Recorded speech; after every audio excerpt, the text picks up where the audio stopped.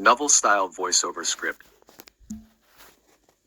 Turn on the water. When they brought Kaylee home from the hospital, the world looked almost normal again. The sky was pale. The road was wet from an earlier rain. Her father drove more carefully than usual, both hands fixed on the wheel, as if even the smallest shake might break something. Carina sat beside her sister in the back seat, close enough to feel the quiet trembling that Kaylee was trying so hard to hide. No one said much. The sound of the tires rolling through shallow puddles made Kaylee flinch once. Only once. But Carina noticed. Their father noticed too, though all he said in a voice worn thin with exhaustion was, "Let's just get home first." Home. It should have felt safe. It should have felt warm. It should have felt like the place where bad things ended. But when Kaylee stepped inside, she stopped in the doorway as though she had entered somewhere strange. The house was too quiet, too still.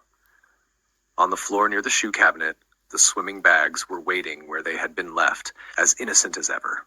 Kaylee looked at them once, then looked away so quickly it was almost like fear.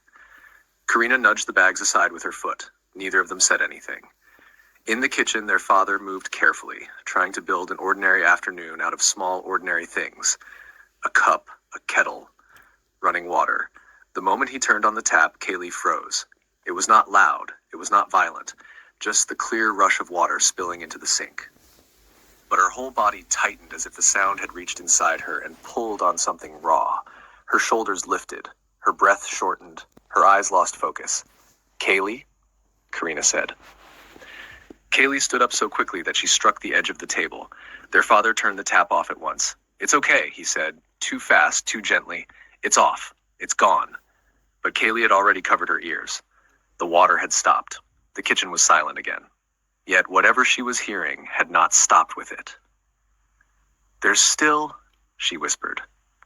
Their father did not know what to do with those words. He stood there for a second with his hand half raised, as though he wanted to reach for her but no longer trusted his own hands.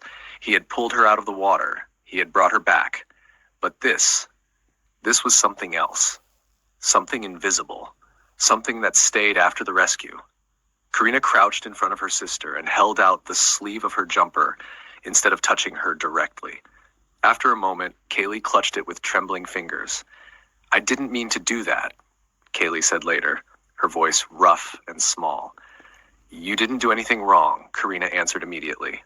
Their father heard her. He said nothing. He only turned back toward the kitchen and stood very still, as if the silence itself were heavy. By evening, the whole house had changed shape around the fear. Soup was taken away before Kaylee had to look at the surface for too long. Cups were set down quietly. The tap was turned only when necessary, and even then with the caution of someone handling fire. At night, Carina offered to stay with her. Kaylee nodded. Long after the lights were out, Kaylee lay awake listening to the pipes inside the walls. Somewhere in the house, a faint water sound moved like a memory that refused to sleep.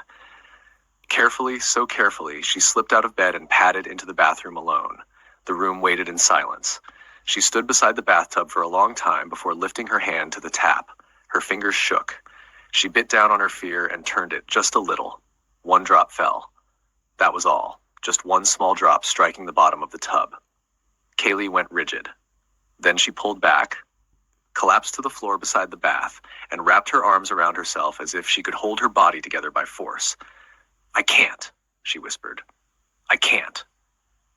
From the hallway, Carina saw her through the crack in the door.